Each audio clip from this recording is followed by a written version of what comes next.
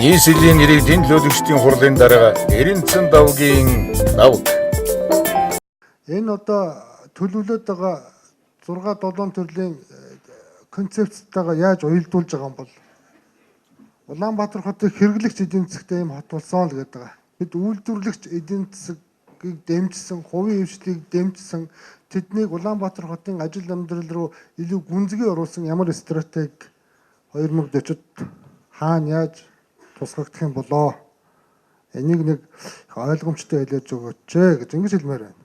Тэгээ хоёр дахь асуулт нь Улаанбаатар хот хэн болж харагдах гээд байгаагаа их тодорхой тусгах ёстой юм болов уу гэж би бас хараад байгаа. Хот болгонд өөр гэсэн нэг үндсэн брэнд байдаг шүү дээ.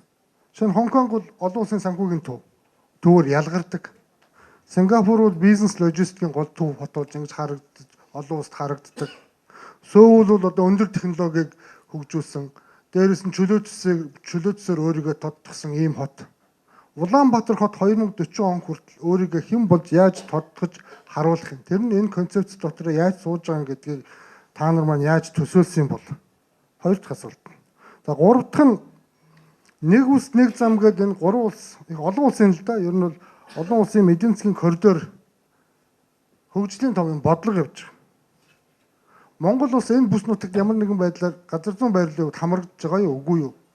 Хамрагдж байгаа бол 2040 он хүртэлх энэ хөгжлийн ерөнхий төлөвлөгөөний чинь концепц тэгээ магад дараа нь батлагдах ерөнхий төлөвлөгөөний дотор чинь энэ одоо эдийн засгийн хөгжлийн коридортой бид ямар нэгэн бодлого концепц юм уялдуулах ийм зарчим та бүхэн харж байгаа юу үгүй юу гэдэг нэг ийм зүйлийг хэлээч.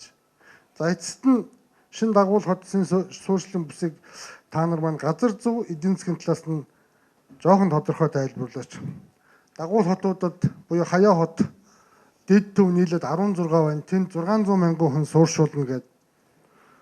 Хүн амын өсөлт энэ төр нь ямар байх юм гээд өсөлтөө яаж тооцож 600 мянган хүн суурьшуулах гэж байгаа юм ч гэдэг юм уу. За ийм нэг 2-3 хаан бодлогын юмд бас нэг ганцхан өгүүлбэрээр тавчхан хариулаад өгөөч.